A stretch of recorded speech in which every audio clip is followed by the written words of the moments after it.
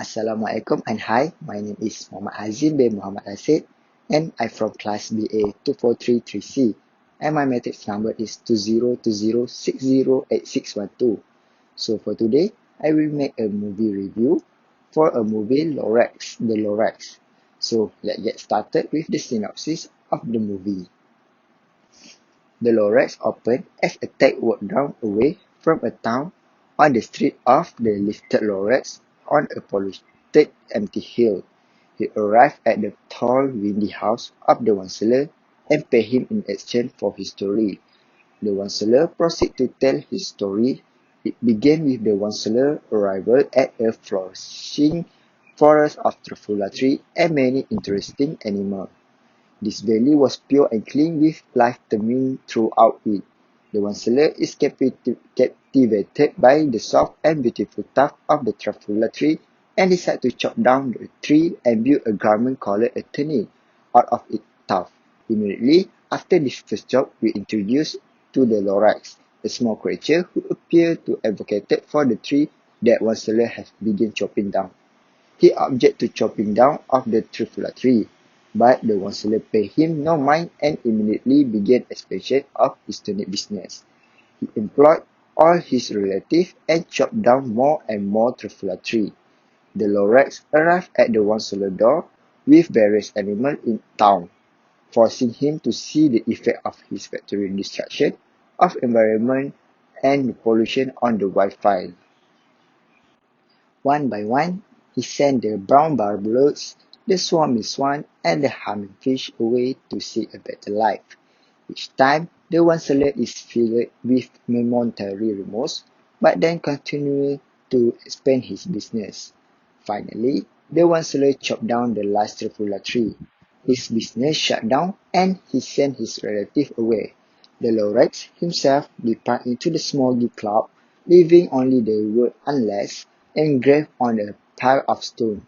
From that point on, the Wanseler scheduled himself away in his tower, reflecting on the lesson of the Lorax. Until this young listener arrived, he passed down the last truffula seed to the boy and tell him that it is his responsibility now to make things better and plan back the forest. Only then, he said, will the Lorax and his friend return. So next, I will explain about the issue that I found in the movie. There have 4 issues that I found in this movie. The first one is about deforestation. The destruction of the tree well was a key factor in the Lorax departure. The Lorax stopped for the tree since the tree has no language, but regrettably no amount of speech could rescue them, especially when the Wanseler X technology invention triple his tree harvesting turnover. It is pretty evident that the tone of his speech made it clear to the reader that he is very passionate about the environmental protection. Second issue that can be found in this movie is impact of pollution. The Lorax is also a distinct authorized figure within the ecosystem. He urged the brown barbells, swarmy swan, and the hummingfish to leave before it is too late, and they do follow his advice to find a new place for them to live away from the pollution that made by the Wanseler. Next, the other issue that can be found in this movie is greedy.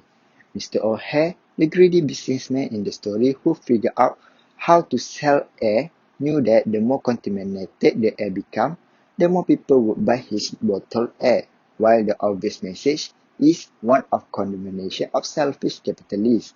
The underlying message is to address environment issues at their source, which Ted was able to grasp. Ted understands that, rather than cleaning the air and selling it in plastic bottle, which polluted the environment even more due to the production of plastic and the development of non-biodegradable trash.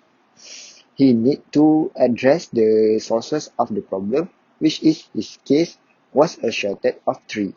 Lastly, respect are the issue that can be seen in the movie. The Wanseler doesn't want to have a respect to the Lorax sound the warning siren, but is ignored as environment groups often are until it's too late.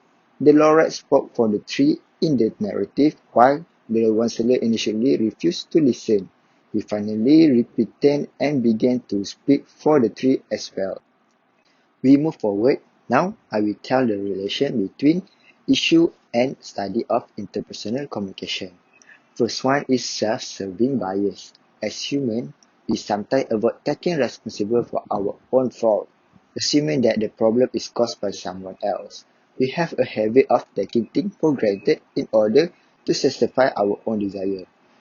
For instance, during the process when they want to plant the seed at the center of the city, Mr. Orhe said that this is your idea after step 1 to plant the seed tree at the center of the city.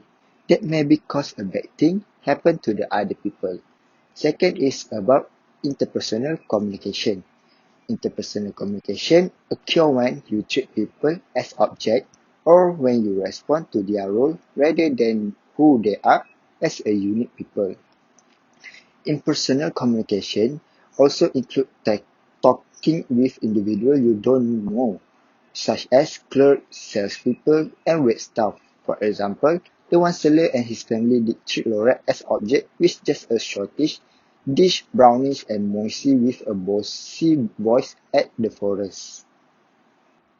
Lastly is analytical action-oriented listener. It is common for people to simply be interested in the learning specific of the issue being addressed.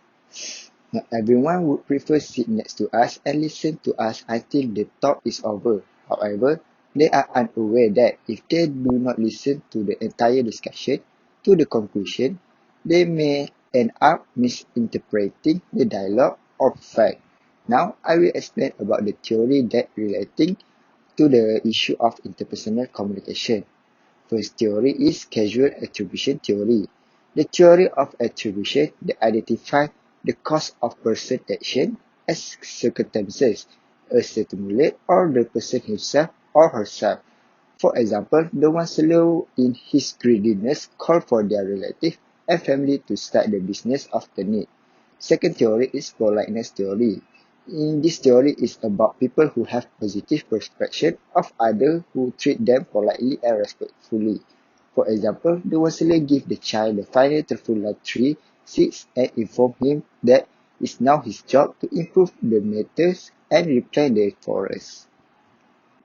Lastly, impression formation theory. The theory suggests that how you develop perception about people and how you maintain and use those perceptions to interpret their behavior. For example, the Lorax believe that the counselor will make a mistake and regret from the activity deforestation. So, for the part for this presentation, I will give 4 suggestions that to minimize the issue. The first suggestion is become more knowledgeable. In order to reduce selfish behavior, the character must be informed about their understand the component principles and rule of the communication process.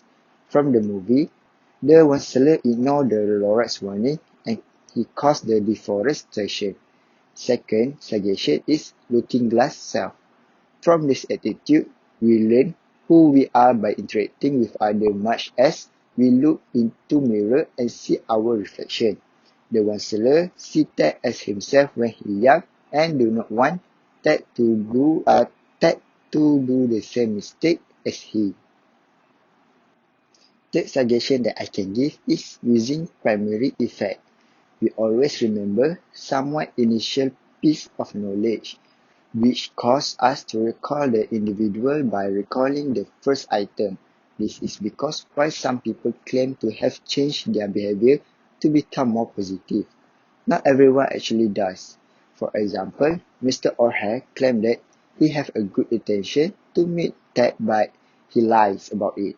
Lastly, solve the problem rather than trying to control others. We need to work out any feasible solution rather than trying to dominate others, because no one likes to be in control.